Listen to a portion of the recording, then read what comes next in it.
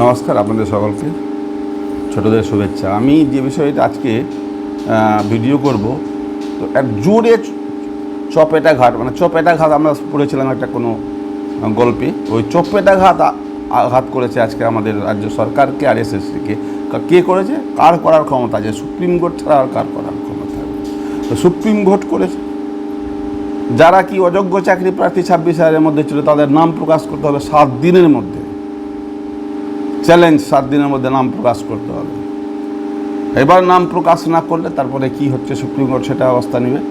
আর এবার যদি নাম প্রকাশ হয়ে যায়, তাহলে যারা উপযুক্ত আছেন তাদেরকে চাকরি এমনি দিয়ে দেওয়া হচ্ছে সুপ্রিম কোর্টের, তাদের আবার ইন্টারভিউর কী দরকার আছে?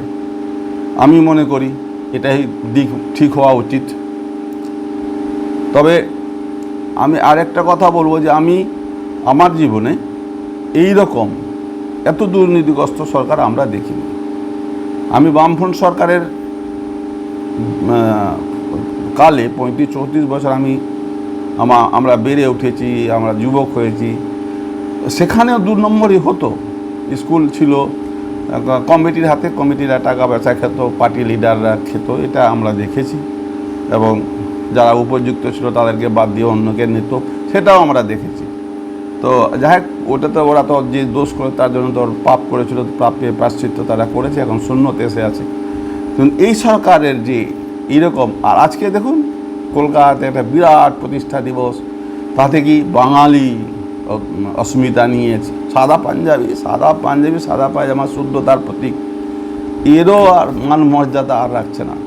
চিন্তা করুন, আজকে সেই বাঙালি সেজে সব এসছেন, আর বাঙালি ছাত্রছাত্রীরা আজকে রাস্তায় বসে চাকরির জন্যে হাহাকার করছে, বাঙালি মেয়েরা ধর্ষিত হচ্ছে, বাঙালি ডাক্তার ধর্ষিত হচ্ছে, আর বাঙালি অস্মিতা দেখাচ্ছেন। কোন রাজ্যে কি হচ্ছে? আরে বাবা, ওই রাজ্যে পাঠাচ্ছ কেন? তোমার রাজ্যের লোককে, তোমার ক্ষমতা থাকে বাইরের রাজ্যের লোককে বের করে দাও এখান থেকে। তুমি নিজের রাজ্যে সব ছেলেকে ডেকে নাও কেন? কোনো রাজ্যে অপমানিত হবে? তোমার রাজ্যে কাজ নাই, ধান্দা নাই, কী করবে এখানে থেকে? বাইরে 30,000 40,000 টাকা বেতন পাচ্ছে, এখানে 1,000 দিবে তুমি বেতন? তো সাধারণত এমনি তো বাইরে কেউ যায় না, বিড়াল গাছে কি এমনি চাপে?